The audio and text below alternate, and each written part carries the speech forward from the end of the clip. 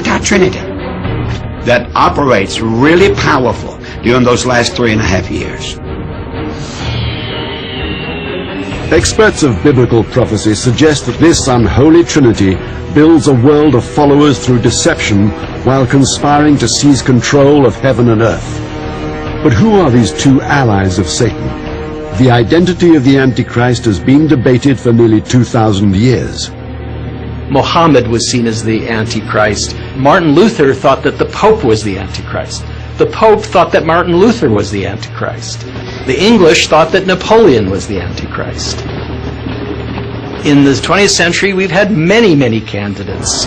Hitler and Mussolini, Lenin and Stalin. The famed 16th century seer Nostradamus also wrote of the Antichrist. But there's no consensus amongst his interpreters about whom he may have identified. Some biblical scholars suggest the Antichrist, described in the Bible as a beast from the sea, may indicate that he will rise from a country bordering antiquity's principal body of water, the Mediterranean. Revelation states he is destined to confront Jesus Christ, but not before a critical series of events takes place.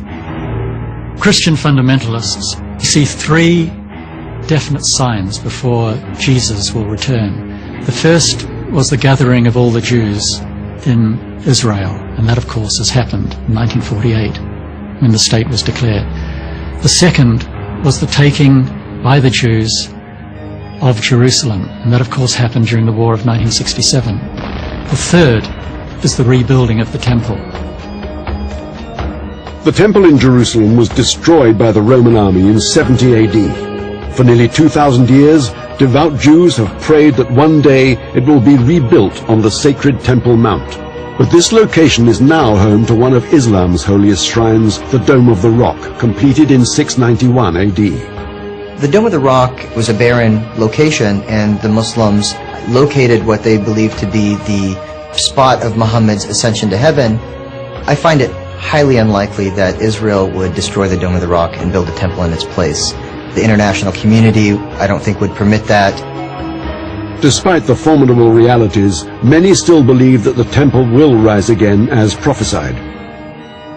According to the Bible, when the Antichrist goes into the temple rebuilt by the Jews and proclaims himself God, this will be the last human event on this planet.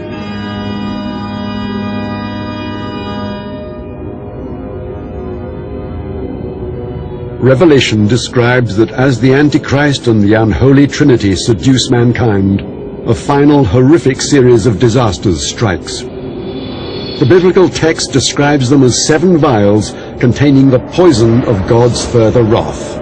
And they are similar to the trumpets. In fact, they follow pretty much sequentially the same pattern of hitting land and ocean and rivers and the air, but instead of doing about a third part damage, they do total damage. Revelation depicts this wave of disasters as the final sweep to exterminate all those who refuse to follow God. The scenario described is gruesome. When the angels release the contents of their vials, pestilence and disease run wild.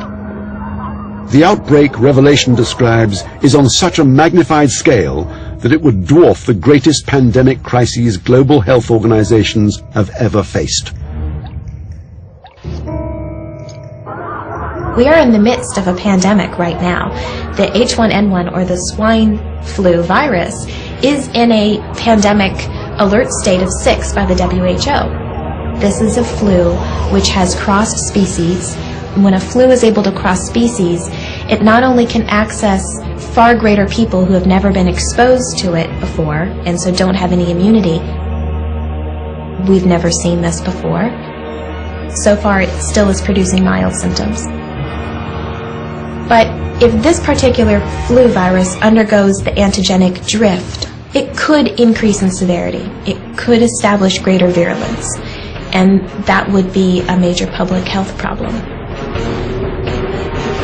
H1N1, swine flu, may strike up to 40% of Americans by 2012 and kill several hundred thousand. U.S. health officials hope to provide inoculations for 200 million Americans. But resistant viruses, much more potent than swine flu, could push mortality rates up into the 80th and 90th percentile, taxing health organizations beyond their ability to cope. This may mean we'd be virtually defenseless against a plague of such extreme proportions. A global medical crisis could be amplified by yet another catastrophe chronicled in Revelation, where seas become blood and the blood of animals and humans mingle. Some interpreters say this part of Revelation's prophecy suggests the world's water supply will be rendered undrinkable, possibly by the rotting, plague-ridden bodies of millions of victims. The Bible text states that other poisons flow from each vial in turn until the world is nearly desolate. Some suggest this may already have begun in the form of a naturally occurring process called algal bloom. Also known as red tide, it's a phenomenon that can turn water crimson. A high concentration of microscopic algae produces harmful neurotoxins that can kill fish, birds and marine mammals. Spread globally, millions would die. Some suggest this will be the punishment for our failures as environmental stewards of the planet. When Jesus comes, he will destroy those who destroy the earth. And I see that phrase, destroy the earth, as predictive of a global environmental crisis, where humanity, through its pollution and deforestation, contributing to the destruction of the resources of the planet. If, as many believe, Revelation is a blueprint of mankind's end, billions will lie dead at the climax of the tribulation. The book of Revelation is like a lens or a magnifying glass or a telescope through which we can peer and ponder this great mystery of endings. Revelation is full of monsters, it's full of catastrophe, it's full of villains and evil figures, and surely the author of Revelation was a great creative genius who understood how to stand in a room and address an audience and provoke that kind of anxiety and fascination that we also feel when we sit in a movie theater. But the apocalyptic scenario in Revelation does not end with the climax of the tribulation. The devastated earth will be the stage for one final battle. The forces of the Antichrist will stand against the army of Jesus. But this Son of God will not be the Prince of Peace known to millions of people.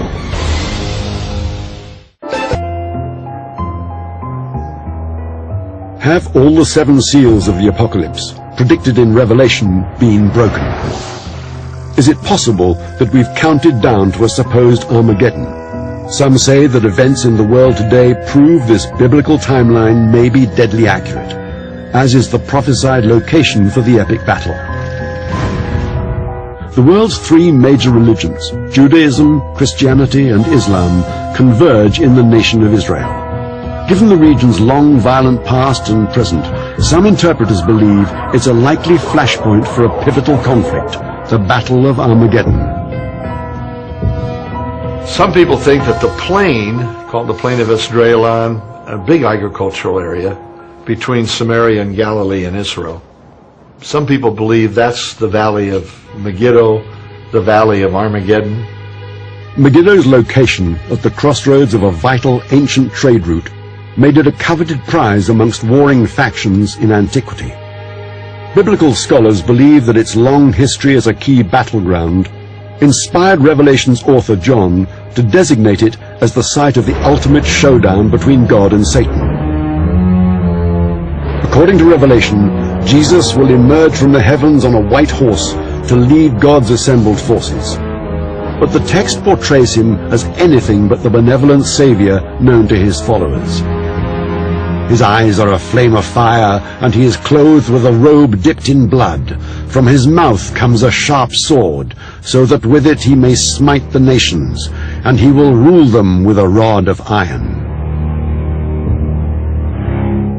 Now, it's utterly impossible to reconcile the Jesus of the book of Revelation, who has blood-stained robes and is leaving blood for hundreds of miles around the battle site, with the gentle Jesus, the loving Jesus of the Sermon on the Mount. The two are not the same figure. Revelation describes how the warrior Jesus will advance with his army. His foe will be the Antichrist, his forces culled from the nations he has deceived into worshipping him. The forces of good ultimately prevail over the unholy Trinity after their years of deception. They'll be cast in the lake of fire. The devil will be cast in that. The false prophet, the Antichrist, and all those who took the mark of the beast. So ends Revelation's description of the Battle of Armageddon. Drawing any correlation between this biblical prophecy and current events is problematic, as it speaks of supernatural figures clashing in a supernatural context. But in one profound sense, the prophecy and the present may be converging. Something like 60% of Americans believe the events in the book of Revelation will come to pass. Now this is extremely dangerous, because how can we not say that if we believe something, that we don't act in such a way as to make it happen? If we believe that there's going to be a big war in the Middle East and Jesus is going to come back and save the world, then we might just let our behavior be affected by that belief and allow it to occur. It's an intriguing possibility. At its heart is what could be considered a curious, fatal attraction to Revelation's prophecy. The great tradition of Revelation over 20 centuries is that every new generation comes to the text, reads it, and is convinced that it describes events that will take place in their own lifetime. It is a habit of our mind in Western tradition to look for signs of the end. And I believe it's a habit that was formed literally by what we read in Revelation. But surprisingly, this inclination amongst millions of people may not stem from a morbid fascination with mayhem. Instead, it might be rooted in the perception that Revelation is ultimately a story of hope. Inevitably, there will be a general judgment of the world and all that, but at least if it happens in our day, the end of all evil will be seen in our lifetime. This leading period is one of great pestilence, plague, wars, economic collapse, destruction. It's a period of great suffering to all the people who have to live through it. But at the end, Jesus comes, the final battle is fought, Satan is defeated. It all becomes worthwhile.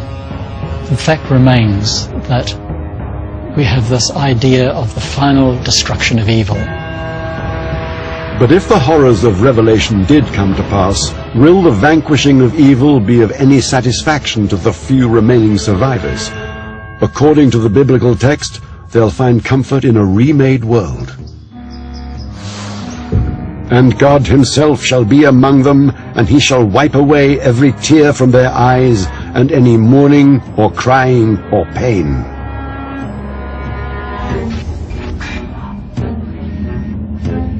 All those things seem to be pointing at that there is a time that is going to come that something very bad, very catastrophic is going to happen.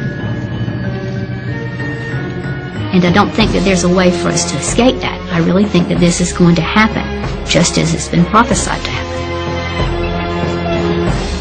Only time will tell.